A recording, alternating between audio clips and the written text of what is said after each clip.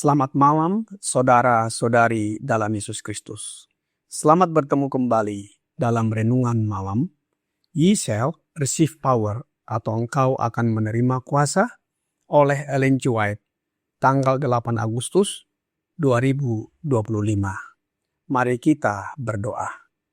Bapa kami yang di sorga, Allah yang kami sembah melalui anak-Mu Yesus Kristus, pada malam ini kami datang menghampiri hadirat Bapa, bersyukur dan berterima kasih oleh sebab penyertaan dan perlindungan Bapa bagi kami di dalam seluruh aktivitas pekerjaan kami sepanjang hari hingga malam ini.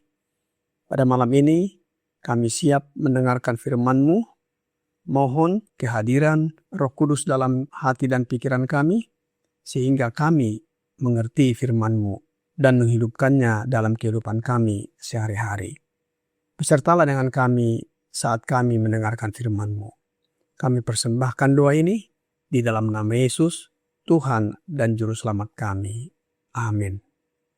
Renungan malam ini akan dibacakan oleh Saudara Robert Sinaga.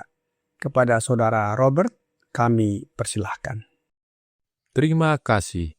Bacaan renungan malam ini tanggal 8 Agustus 2025, berjudul Saksi Mata, diilhamkan untuk memberikan kesaksian. Sebagai ayat intinya, apa yang telah kami lihat dan yang telah kami dengar itu, kami beritakan kepada kamu juga, supaya kamu pun beroleh persekutuan dengan kami. Dan persekutuan kami adalah persekutuan dengan Bapa dan dengan Anaknya Yesus Kristus. 1 Yohanes 1 ayat 3.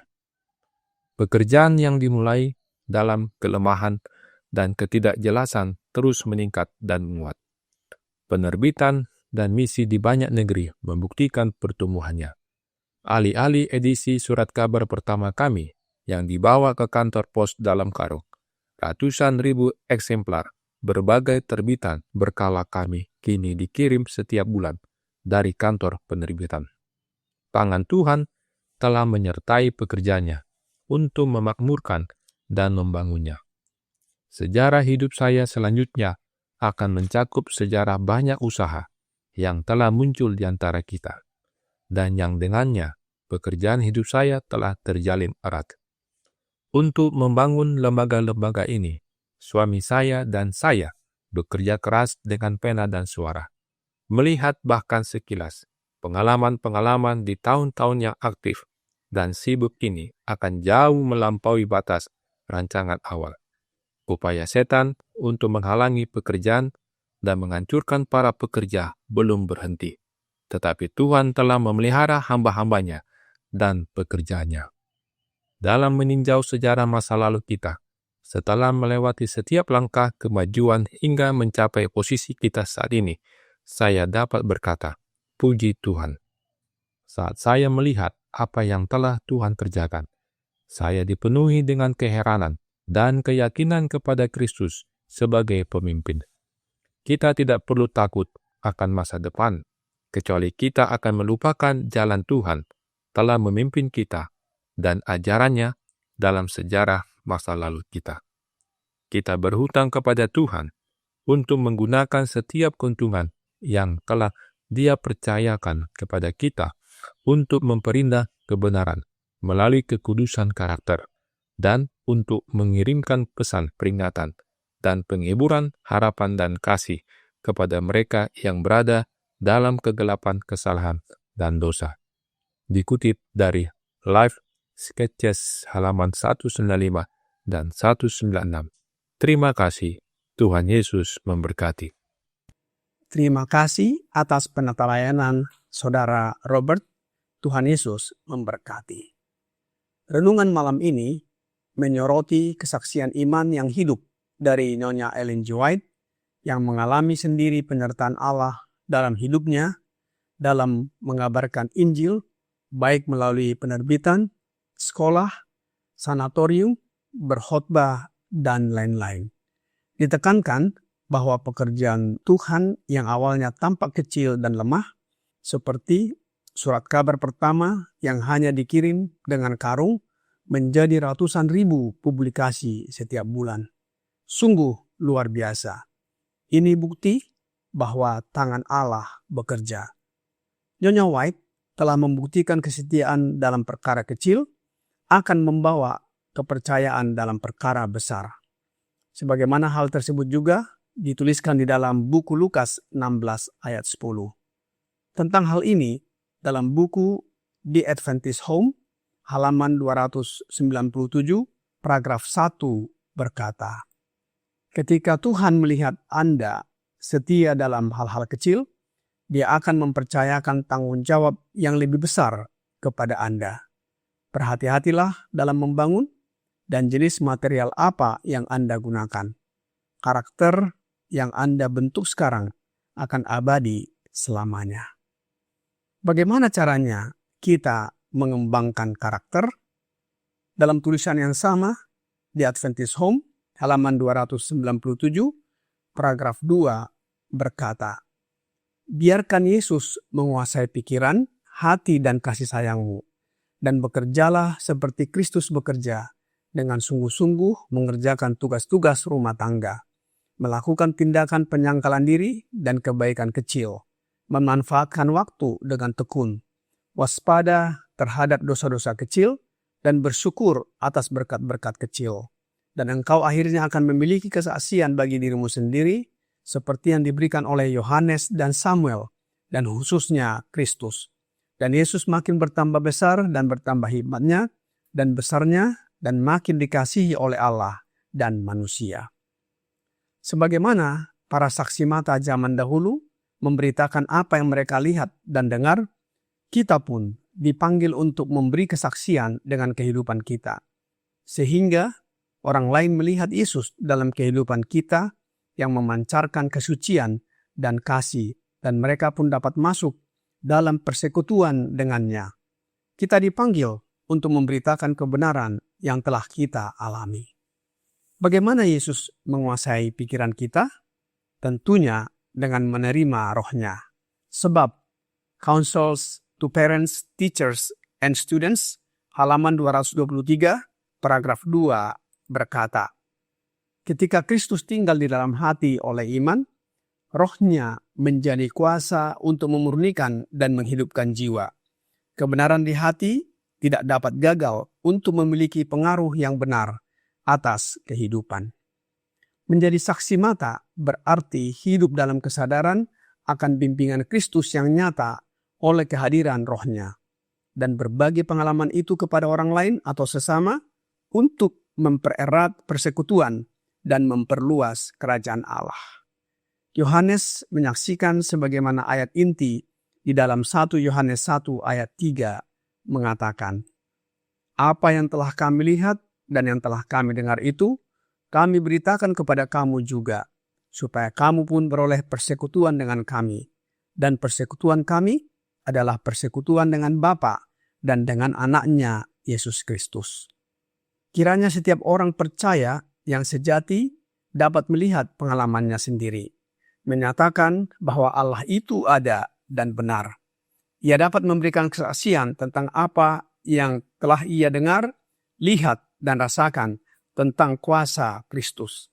Sebab siapa yang diutus Allah, dialah yang menyampaikan firman Allah, karena Allah mengaruniakan rohnya dengan tidak terbatas. Apa yang dimaksud persekutuan dengan Bapa dan anaknya Yesus Kristus?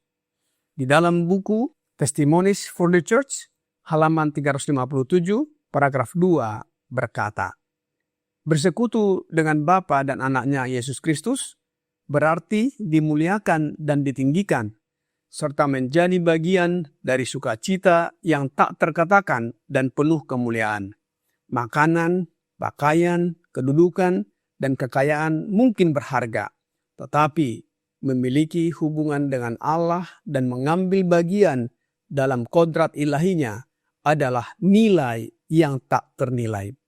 Hidup kita seharusnya tersembunyi bersama Kristus di dalam Allah. Dari tulisan di dalam testimonies ini, kita dapat mengerti bahwa bersekutu dengan Bapa dan anaknya Yesus Kristus, kita mengambil bagian dalam kodrat atau alamiah ilahinya. Apa yang dimaksud dengan mengambil bagian dalam kodrat atau alamiah ilahinya?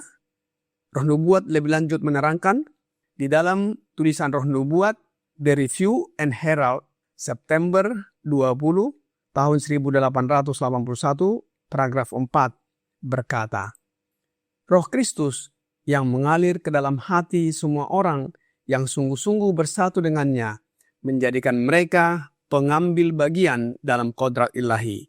Mereka menjadi murni sama seperti Dia murni. Ketika kita menerima Roh Kristus oleh iman, saat itu kita turut mengambil bagian dalam kodrat ilahi atau alamiah ilahi. Kemanusiaan kita bersatu dengan keilahian Yesus. Ketika Yesus berada di dunia ini sebagai manusia sama seperti kita, Dia bergantung sepenuhnya kepada kuasa Bapanya melalui kehadiran Roh Bapa di dalam Dia. Hidup Bapa di dalam Yesus. Oleh sebab itu, saat kita menerima Roh Yesus, sama dengan menerima kodrat atau alamiah ilahinya. Inilah hak istimewa kita.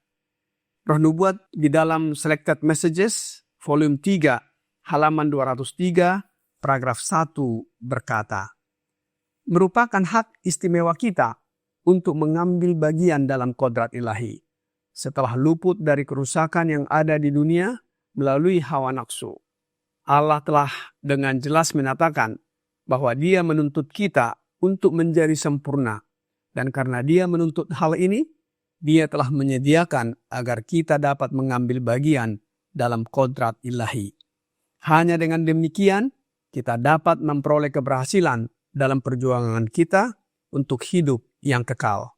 Kuasa diberikan oleh Kristus. Semua orang yang menerimanya diberinya kuasa supaya menjadi anak-anak Allah. Allah menuntut kita untuk serupa dengan gambarnya.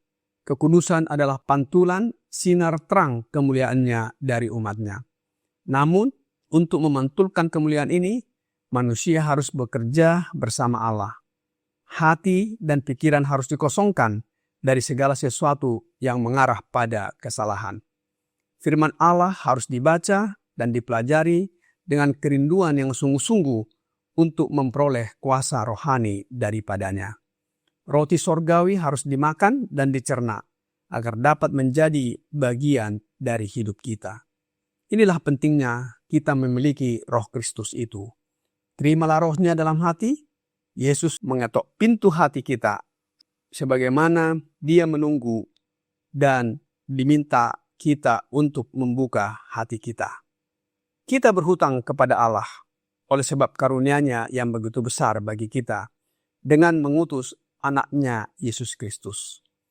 Dalam renungan malam, Ye shall receive power, halaman 229, paragraf 5 berkata, kita berhutang kepada Allah untuk menggunakan setiap keuntungan yang telah Dia percayakan kepada kita untuk memperindah kebenaran melalui kekudusan karakter dan untuk mengirimkan pesan peringatan dan penghiburan harapan dan kasih kepada mereka yang berada dalam kegelapan, kesalahan, dan dosa. Marilah kita menjadi saksi atas karunia-Nya kepada kita terhadap sesama kita, sehingga banyak orang yang datang dan bertobat. Kiranya renungan malam ini membawa pembaharuan bagi kita. Tuhan Yesus memberkati.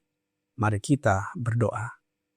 Bapa kami yang di sorga, kami bersyukur dan berterima kasih atas firman yang sudah kami dengarkan malam ini. Biarlah kami dapat menjadi saksi bagi dunia dengan menerima Roh Yesus Kristus di mana kami mengambil bagian dalam kodrat ilahi-Mu dalam hidup kami. Oleh sebab itu, ya Bapa, mohon karuniakan Roh Yesus Kristus dalam hidup kami, agar kami senantiasa dituntun ke dalam seluruh kebenaran dan memiliki keberanian untuk bersaksi. Banyak kelemahan dan dosa kami, ya Bapa, mohon ampuni kami. Kami persembahkan doa ini hanya melalui anak-Mu Yesus Kristus, Tuhan, penolong, penghibur, pengantara, dan juru selamat kami. Amin.